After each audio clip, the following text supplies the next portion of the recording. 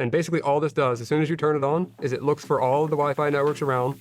And it's just like, you remember Tamagotchis when you were a kid? Like the little pets that like you put on your keychain, you gotta feed them or they die? Yeah. It's essentially exactly like a Tamagotchi, but it lives off of eating Wi-Fi networks, meaning taking the Wi-Fi password, it's called a handshake, and it uses that as food. So the more handshakes it captures, the smarter it gets and the more efficient it gets. And it goes into this auto mode where it gets itself on the perfect frequency so it can capture as many networks as it can as you're walking around or while you're in a building.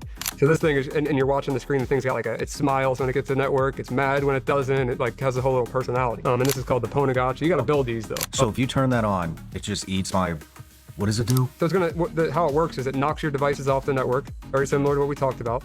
As they're reconnecting, it's capturing the handshake between that device and your router. And that handshake is what I would bring onto my computer later to crack your passwords. So you could just be running around with that and you'll just capture any Wi-Fi network you want. But there's newer devices now that work on 5 gigahertz, 6 gigahertz, like Wi-Fi 6.